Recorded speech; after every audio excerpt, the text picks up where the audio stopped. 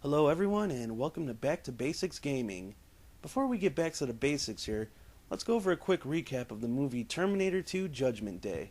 As the name implies, this is a sequel to the hit movie The Terminator, and it's one of my personal favorite movies of all time. The movie stars Arnold Schwarzenegger, Edward Furlong, Robert Patrick, and Linda Hamilton. Schwarzenegger is now the good guy in this flick as he is reprogrammed in the future by the Resistance and sent back in time to protect Sarah Connor's son, John, played by Furlong. This time around, things get interesting, because we get a new type of antagonist for Arnold, and at first glance, nobody would see this guy as a threat to Arnold.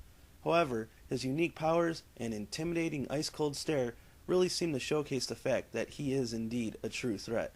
With the ability to shapeshift, liquefy, and solidify his body, this new threat, known as the T-1000, played by Patrick, is our new bad guy, here to take Arnold down. This movie was way better than the first. Bigger budget, bigger characters, more action, and more story. It still has the same premise as the original, but it's done on a much grander scale. With everything done much better in the movie, we can only hope and pray the same for the games as well. I will be reviewing a few T2 games along with the crossover game RoboCop vs. Terminator. So, here we are, once again to see if we should acknowledge and preserve these games for the future, or if we should put them up for termination. Let's start with Terminator 2 Judgment Day for the Sega Master System. The game starts us off at a truck stop where, for whatever reason, we're being assaulted by the stage's only 3 goons it has to offer, excluding the boss, whom we will get to. The first thing I notice is that the music isn't really that good. As a matter of fact, it sounds just like the music from the title screen, just with minor differences.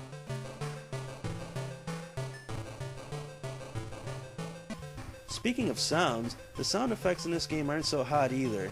When you hit somebody, it's barely audible and has a light, weird brushing sound to it.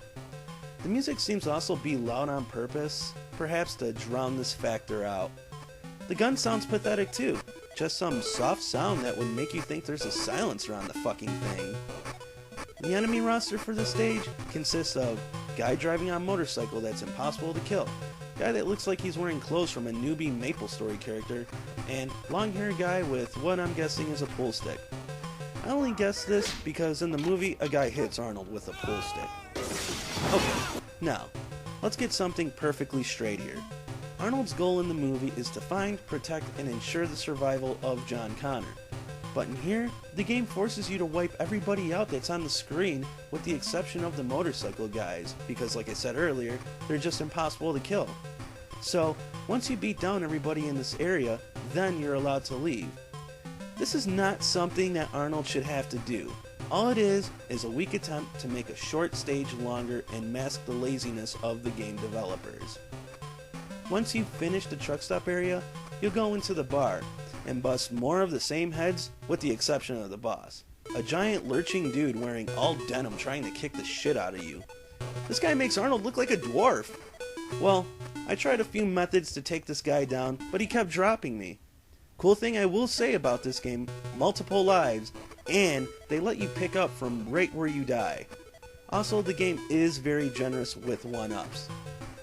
Arnold is also a Terminator, and even though these assholes can damage you with their bare hands or feet, he is very durable as well. I also understand that you can't just have some dude invulnerable to everything in the game except the T-1000.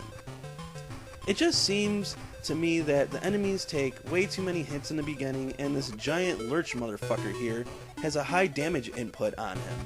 So, the secret to beating this idiot is goofy as hell, and also very demeaning for a Terminator.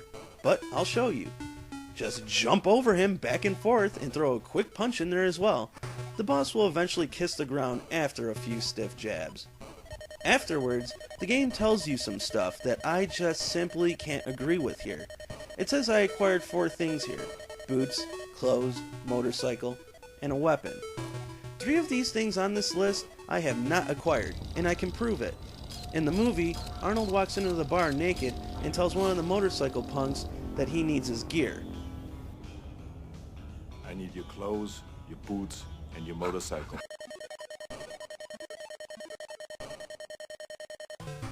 Let's see here. first boots and clothes were not acquired here.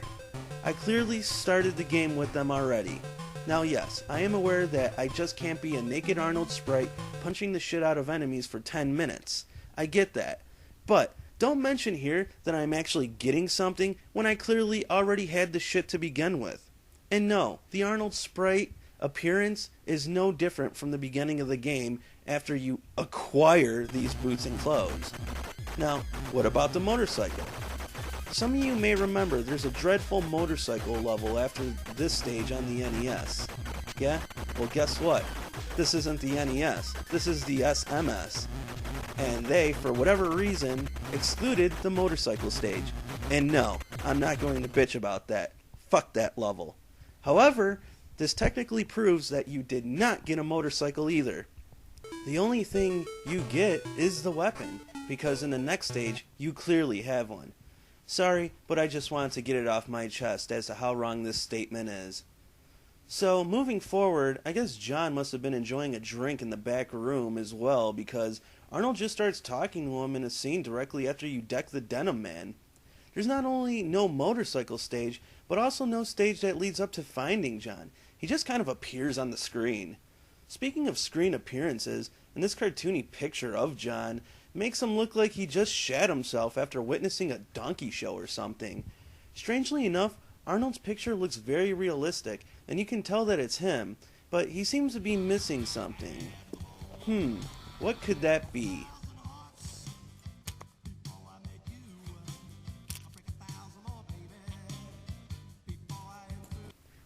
Ah, fuck it, we're seriously spending too much time on this level. Let's move on. Now, the next level takes you to the mental ward where Sarah Connor is being held. John is nowhere in sight, so I guess that's less for us to worry about.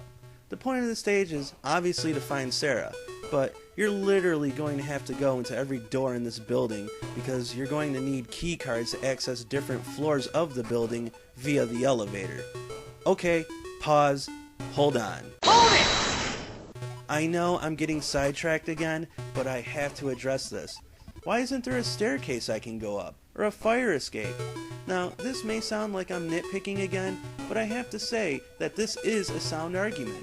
I guess you can say, well, they don't use stairs in the movie, and, well, yeah, you're right, but they don't run in every room in the building chasing down key cards either. So, what's my argument's point? Well, again, just bringing up the point that the developers were clearly just trying to make this stage as long as possible in the cheapest way possible. It just seems lazy and redundant. And you know what? It is. Anyways, let's go and check out the enemy roster for this stage. We have armed security, orderlies, and the T-1000.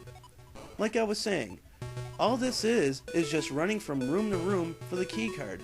Every now and again, you'll find health, ammo, and even 1-ups. So I guess it's not a total waste, but if you didn't have to run into all these damn rooms in the first place, you wouldn't need the extra health, ammo, or 1-ups. But I guess it's nice to at least be accommodated with the necessary items to get you through this area. Try not to take out too many enemies here. It's just a waste of time, seeing as how they all respawn over and over again. And wasting bullets on the T-1000, I wouldn't recommend either. Just run past them all. The game doesn't have any touch damage, thankfully enough, so you can just jet past these guys since Arnold is a pretty quick dude. So, just keep making your way up to the top floor until you find a room where Sarah Connor is being held, and you're done with the stage. Now, the next stage will take you to Cyberdyne, where you will need to destroy the building. I was expecting a level that would have many doors like the last level and just have you shoot certain objects in the room or something. Well, I was about halfway right. This level also has many doors, and you have to go through almost all of them to find these little drum things because I guess these are the bombs needed to blow up Cyberdyne. Now, you need 10 bombs to blow up the place, so go around and collect them while keeping track of what rooms you already did. Keep it simple and just do every room in order. I find 3 bombs, and then here I am trying to pick up the 4th bomb, but it won't let me. Yes, the game won't let me pick up more than 3 bombs. That means that after you collect 3 bombs, you have to go up to the top floor via elevator, no key cards required, and drop the bombs you're carrying into this thing that says deposit. It tells you how many you deposited and how many are still needed. Now, like I said earlier, you're going to need 10 of them, but you can only hold 3 at a time. So, 3 trips will garner you 9 bombs, meaning that you're still 1 shy, meaning you're going to have to take an extra trip to find, grab, and deposit 1 extra bomb. Again, going back to how lazy and redundant this design is. It's just more busy work to make this fucking game longer, but it's not fooling anybody. The fuckers were probably laughing at us for having to do stupid shit like this, just walking around with a big fucking grin on their face.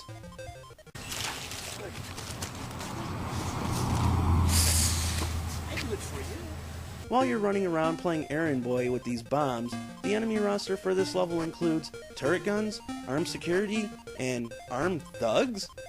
Okay, again, a small roster here, but wait a minute. Cyberdyne never had any laser turret guns. And you know what? I can accept the laser turret guns well before I can accept armed thugs here. I mean, that's what they look like to me. Maybe I'm mistaken, but I don't think there's many police officers dressed up that way. So this leads me to the most obvious question to ask here. Why the fuck are there armed thugs in Cyberdyne trying to shoot a fucking Terminator? I'm sorry, I just can't get past it. I got some serious issues here. Anyways, after depositing the last bomb, you will actually have to distribute the bombs across the top floor. So, not only did we have to bring the bombs to what I thought was already the designated spot, but now we have to take them out and plant them across the top floor? Not exactly how I would plant explosives to bring a building down, but fine. Also, the game starts a timer once you take out the first couple of bombs. Wait a minute, you can only carry 2 at a time? Just a few minutes ago we were able to carry 3 bombs, but now they make it 2? What's the sense in that? And to top it off, the timer isn't exactly generous. I almost made it out within the timer, but died near the end. Luckily, as I stated earlier, the game will let you restart from where you died. I would have made it if these fucking arrows were more accurate. Sometimes they just straight up lie to you. It'll say, go through this door, but instead you'll need to go into the opposite direction. Anyways, once you successfully plant all the bombs and hightail it to the elevator, the explosions will trigger and you're well on your way to beating the game.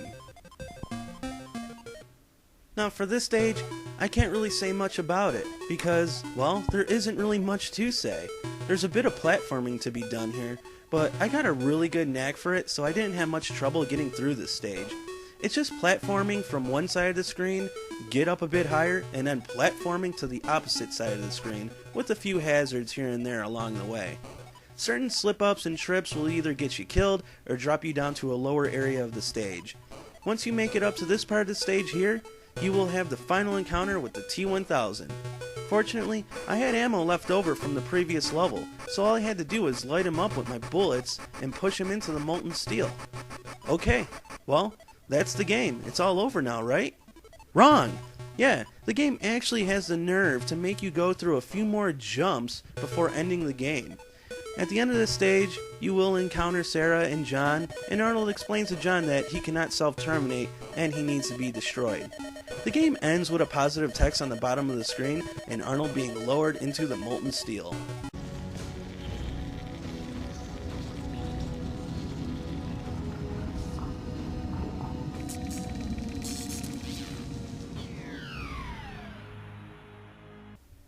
Well, with the SMS version of Terminator left in the past, let's up the ante and check out T2 Judgment Day on the SNES. The game opens up with Arnold at the bar, beating up motorcycle thugs. He has a very stiff-looking jab or knee or something that looks very odd, and he also has a punch that looks a lot more normal. Maybe it's just me, but this sprite doesn't remind me of Arnold. It reminds me more of Hank Hill dressed up like a biker. We have numerous objectives to handle here. We must find a shotgun, a pistol, John Connor's residency, and these future object things. The future objects have nothing to do with the movie and is probably just another weak attempt by the developers to give you busy work and make the game seem longer than it really is. When Arnold performs certain actions or finds and obtains items, red text will crawl across the screen. I guess they were trying to capture how the Terminator sees the world. And this would make sense in this game, but we aren't seeing the world through the Terminator's eyes. We are seeing it unfold through a third-person perspective, so all this red text on the screen is senseless.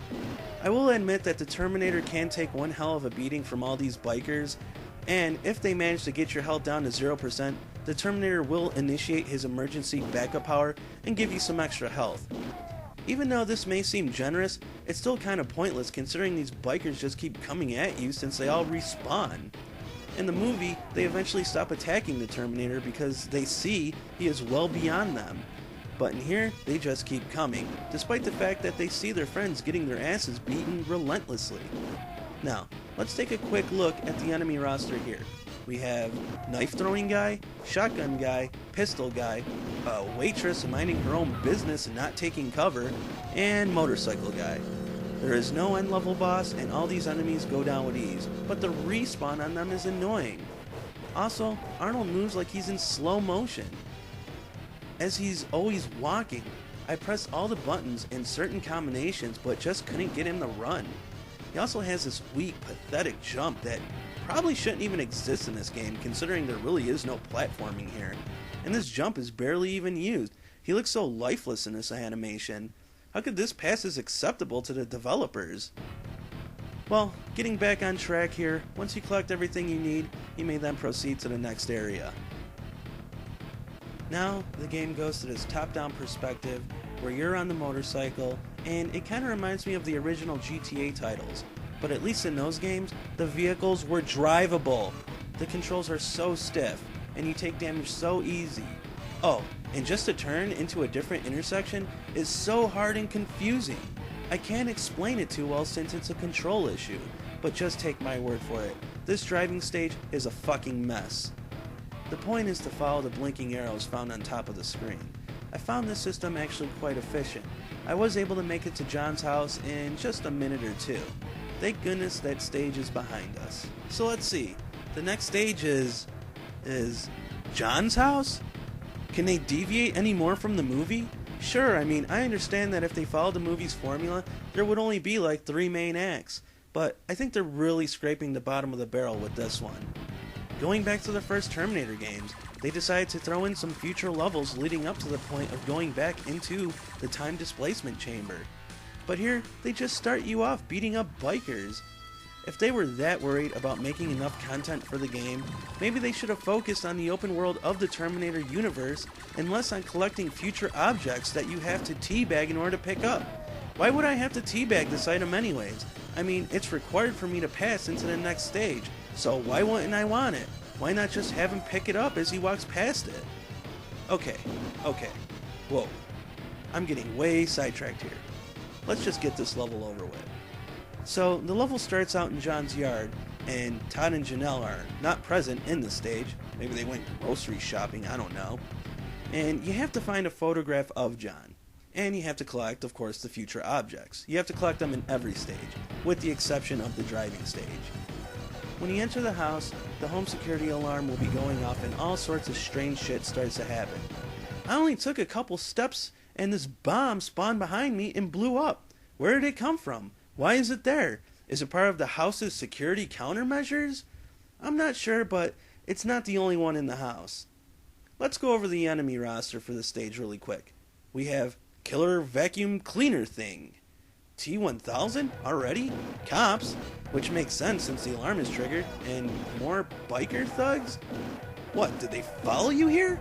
And what's this? Remote controlled cars? Yeah, this is a pretty interesting roster of enemies we have here. I'm not going to bitch about this too much because this level shouldn't even exist in the first place. So they could have thrown in whatever they wanted for all I care. How about some clowns, sharks, and teddy bears that shoot lasers from their eyes while we're at it? Anyways, just light the place up until you find all future objects and a photograph of John, and you're on to the next area. So, the next stage is more of this again? More crappy driving? At first, it didn't dawn upon me, but the second time around, it did. This area is huge. Way too big. This isn't a stage. It's a hub area to go from one place to another, meaning we need to visit this place after every level just to get to the next. How horrible is that? And I swear, it may seem like I'm focusing too much on the driving controls here, but they really are busted bad. So bad to the point that I don't even want to play this anymore. but I'm gonna put my game face on and get through this shit hub area into the next stage. Now we made our way to the mall, and yep, we need more future objects and we need to find John as well. My advice is, go for the future objects first because all hell is going to break loose once you go to retrieve John. Security will not move on you until you either attack them or you move in to get John. The mall's a pretty decent sized level, and all of it is pretty much just there to house and hide future objects, so feel free to go play fetch throughout this level before grabbing John. Also, nobody seems to mind Arnold walking around with his gun drawn pointing in their direction either. Not even security. Just when we thought this game couldn't get even more ridiculous. Oh, and make sure you have a quick visit to the store before you complete this level. Why, you may ask? Well, so you can witness firsthand how uncreative the developers are, and how they couldn't care any less even putting up this store name to further slap us in the face. Seriously, it's pretty much 100% clear now that they are aware of their underachieving ways, so much to the point that they put a store in the mall just simply called The Store. Not much more proof needed than this, that nobody gave a shit when creating this game. Chill out, dickwad. Anyways, after you get your future objects, go into the arcade and get John. The T-1000 will be there to welcome you, so pump him full of lead quick. Cops and or security also move in on you as well, along with more fucking bikers? Seriously, don't these guys have anything better to do? When you have John with you, you're going to have to press start to pause and have him follow you with the command shown here. I didn't figure this out until I had to take a piss and had to pause the game. Once you get him to follow you, just make your way to the beginning of the stage and you're clear to do another shitty driving segment which will lead you to go and save Sarah. We need to find future objects. Oh, and Sarah as well. Finding Sarah is easy, but running around finding these future objects is a pain in the ass. Orderlies and armed security will be on your ass the entire stage, so you gotta move fast. Oh, wait, you can't move fast, because Arnold moves about as fast as a snail in Siberia in this fucking game.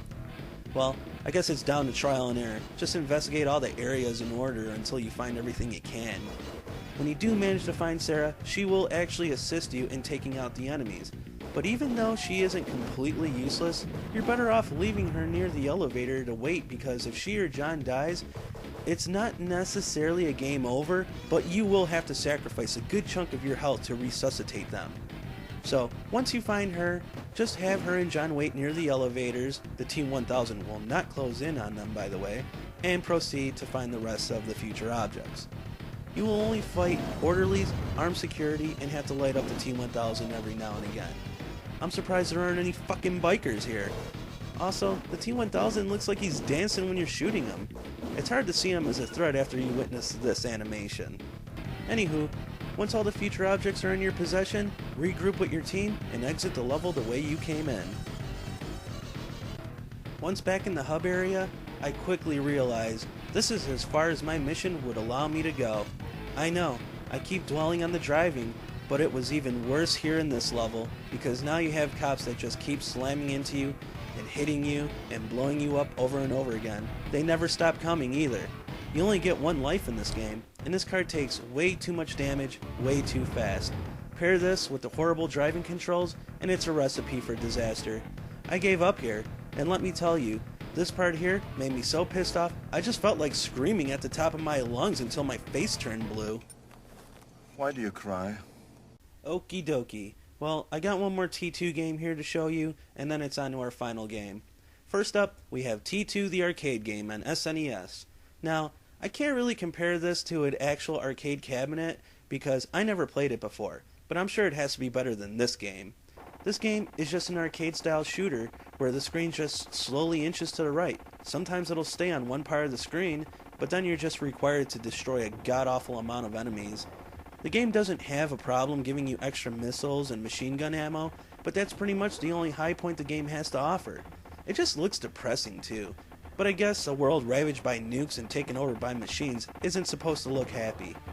The graphics aren't really much to behold, and the sound effects are just whatever. Don't expect much from an arcade-style shooter, because all it has to offer is shoot, stop, shoot more, stop, restock ammo, fight boss, rinse and repeat. I honestly wish I could say more about this game, but all I managed to do was barely make it to the second level, and then I ran out of credits. In the game, you're a Terminator. Your mission is to pretty much eradicate everything on screen without killing any of the resistance, or getting yourself killed. You'll fight HKs, endless amounts of Terminators, some that also come in gold color for whatever reason, and a stage boss. You have weapon power-ups and even missiles that you get from these little locker things here, and they seem to be infinite, I guess to maybe accommodate you when you have to fight what seems like countless waves of enemies. I finally make it to the boss for the stage and start unloading on it, and manage to destroy some of it, but then it just starts blasting an array of missiles at me, so I just start shooting the source of the missiles. But this thing doesn't show any indication of being hurt, so I try other areas on it, but still nothing to indicate that I am inputting any damage.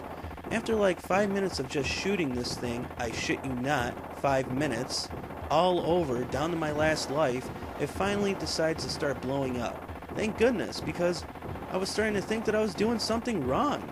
Maybe it would have been better with the second player to join in, but nobody wants to play this game with me, and I can't blame them. I get to the next level, but only manage to stay alive for a couple minutes until I lose my last life, and the game sends me back to the title screen. Not much else I can say for this game, other than to skip it and move on. Ugh. Once again, playing these horrid games makes me want to self-terminate. If I keep doing this shit any longer, it's going to kill me. Come with me if you want to live. Yes, I do want to live, but what's the point when it's just in a future where there isn't a good T2 game? How can I trust anyone to make another good Terminator game? Trust me. Yeah, it's time to revisit an old friend. It's time to experience something we only dreamed would happen. RoboCop vs. Terminator on the Sega Genesis. Based loosely on the comic miniseries that came out in the 90s, we would also be treated to a game adaptation as well. I never read the comics, so this isn't going to compare with the original source material or anything like that. And really, more importantly, as long as it's good and playable, I could give two shits if it follows the source material. As long as there's RoboCop and Terminator, I'm sold, so let's check it out. The game starts you off as RoboCop, and obviously, he's a protagonist in this game. There is no Arnie or anything from T2 put into this game other than just the robots. A good first sign is that RoboCop can aim in every single direction, and he can jump as well. I come across the first group of enemies that are only a few steps away from me and see something awesome. This game is gory as fuck. The human enemies literally explode after only just a few rounds. Hilarious. I don't even know who these enemies are. I'm just glad to be playing a game where I can aim in all directions and blow people up. Great start. Also, this game has a lot of pickups in it. You can hold two main weapons which range from laser guns to heat-seeking rockets. And there's a fair amount of health dropped by enemies, or sometimes you'll just find it chilling on the ground waiting to be picked up. I like the sound effect the health makes for some reason. Never gets old. You can also pick up invulnerability tokens and 1-ups. Not too shabby. Oh yeah, I forgot to mention that the prime directive for this stage is avoid the bullets. Not until Far Cry 3 Blood Dragon would we get such great advice. All the enemies in this stage are human, including the stage boss, which dies like he was touched by the fist of the North Star. So gory, so great. The next stage doesn't have a smart-ass line for your directives. It actually wants you to free some hostages, which will go hand in hand with playing the stage anyways. The stage is more of the same, and hey, I can't argue with that. Just shoot your way through the level until you find this gun and fall in love with it all over again. Yep, this game is badass enough to give you the spread gun.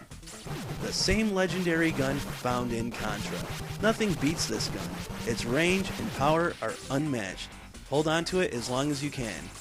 Upon reaching the end of the level, the stage boss is the first of many Terminators you will encounter in this game. Let's move on. Now, in the next stage, our prime directive is to take out the security cameras. When you fulfill the directives given to you, you will be rewarded with some health. For example, in the last level, for every hostage you save, your health will be refilled.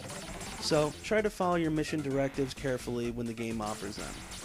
Anywho, just run and gun your way to the end of the stage, and you'll find yourself against somebody very familiar. A robot resembling that of Kane from RoboCop 2.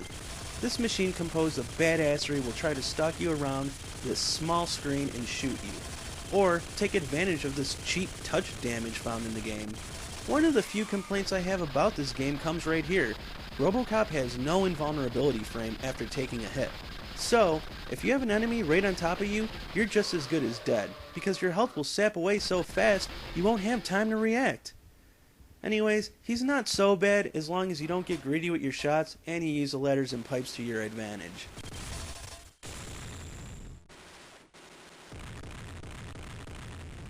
Well, I just wanted to show you a few stages of the game because honestly, it's a game you should just play for yourself. The further you get, the harder it gets. Pretty standard stuff here. I found the game to be quite enjoyable, although at times it can be a bit repetitive. The game gives you plenty of free guys, and I think for every 10,000 points or so, you can get an additional free guy that way as well. You also get 3 continues. And the game difficulty really does spike near the last few levels, so save up as much as you can. Another gripe I do have with the game is some bosses will be super easy to kill, while others will be way too hard to kill. This Ed 209 model that you run into isn't hard as in its strategy is very hard to overcome, it's hard as in it's literally hard to kill or destroy or whatever you want to say. I peppered this thing with so many bullets, after about a 5-minute battle it finally decided to give in. But he's not even comparable as to how frustrating and hard the last boss is. All it is a Terminator head that shoots out missiles in these Galaga looking ships that fly in formation. Also, a Terminator will pop out on the screen to assist it as well. All this wouldn't be so bad if this thing had a reasonable amount of health, but I swear, without a turbo controller, be prepared to fight this thing for a long time. I didn't use a turbo controller and the fight lasted almost about 10 minutes. It finally decided to blow up after that. I even had to exploit the game and just shoot the normal enemies coming from its mouth over and over just to build up my score so I could get some extra lives so I could survive its final brutal wave of attacks. There is no boss in this game that even comes close to the difficulty of this thing. So, unless you want sore, sweaty fingers and a headache, then make sure you employ a turbo controller. Other than a few gripes here and there, this game was actually pretty enjoyable. So, there you have it. T2 games and RoboCop vs. Terminator. I am aware that there are other T2 games out there, but I just wanted to review a handful. And even though they were disappointing, I still did manage to get a good game covered in the process of this review. RoboCop vs. Terminator isn't a perfect game, but it has a generous amount of stages, weapons, and enemy types to make it a damn good game. If you never played it, or were always curious about it, I assure you that it won't disappoint any fans of this genre of gaming. I never came across another good Terminator game until a few years back when I played T3 The Redemption. Kind of a fitting name, considering all the crappy Terminator games that came out before it. The game has tons of action, mostly focusing on driving, shooting, and hitting quick-time events. The game to me is solid. I played it on the Nintendo GameCube, and still pick it up every once in a while till this very day. Though I wasn't a big fan of the T3 movie, The Redemption did the movie enough justice and was very enjoyable.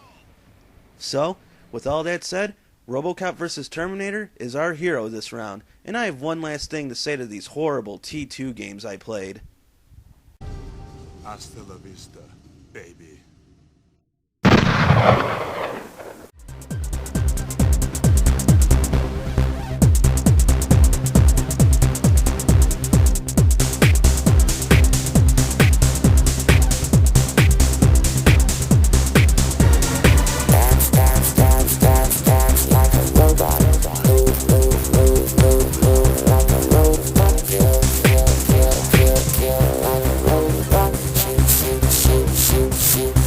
Robot.